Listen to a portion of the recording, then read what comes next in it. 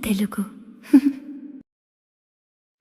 33వ division Satyanarayanapuram Shri Kashi Visweswara స్వామి దేవస్థానం నందు donors సహాయ సహకారాలతో 17 లక్షల వ్యయంతో భక్తులకి సౌకర్యవంతంగా చేసిన పనుల్ని ప్రభుత్వ విప్ సెంట్రల్ నియోజకవర్గ శాసనసభ్యులు బోండా ఉమామేశ్వరరావు ఆదివారం ప్రారంభించారు.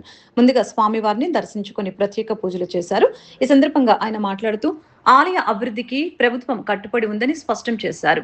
ఆలయ పాలక మండలి ఆధ్వర్యంలో దేవాలయం వేగవంతంగా అభివృద్ధి చెందుతుందని చెప్పారు.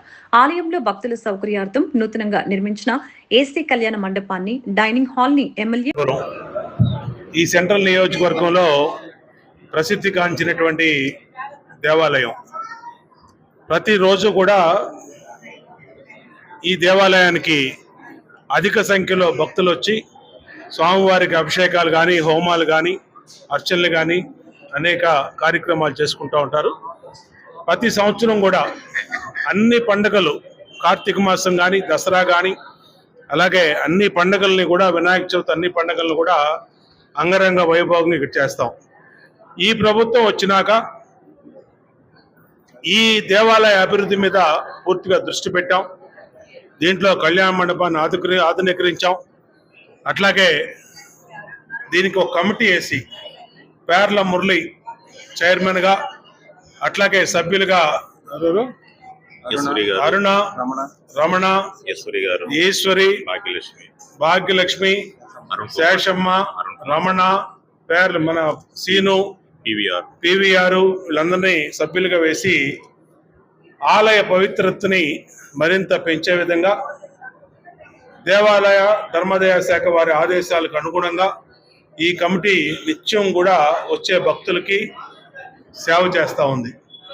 దాంట్లో భాగంగా ఈ ఆలయాన్ని ఆధునీకరించడం కోసం స్థానిక పెద్దలు, దాతల సహకారం తీసుకొని ఈ గుళ్ళో టికెట్ కౌంటర్ కానీ, అలాగే ఫ్లోరింగ్ కానీ అనేక కార్యక్రమాలను ఆధునీకరించాం. ఇంకా భవిష్యత్తులో మరిన్ని కార్యక్రమాలు చేయదలుచుకున్నాం.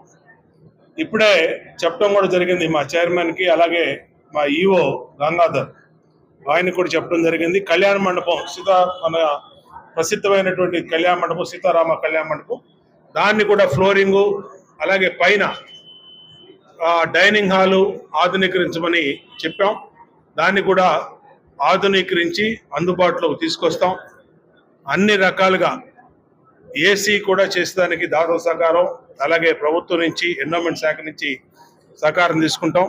ఖచ్చితంగా ఈ ఆలయ పవిత్రతని మరింత పెంచే విధంగా ఈ ప్రభుత్వ హయాంలో ఆగమ శాస్త్రం, సనాతన ధర్మాన్ని పాటిస్తూ అన్ని చర్యలు, అన్ని కార్యక్రమాలు చేపట్టి పెద్ద ఎత్తున ఈ ఆలయాన్ని ఆధునీకరిస్తామని తెలియజేసుకుంటూ సహకరించినటువంటి పెద్దలందరికీ, దాతలందరికీ పేరు పేరున హృదయపూర్వక కృతజ్ఞతలు శాసనసభ్యుడిగా తెలియజేస్తాం.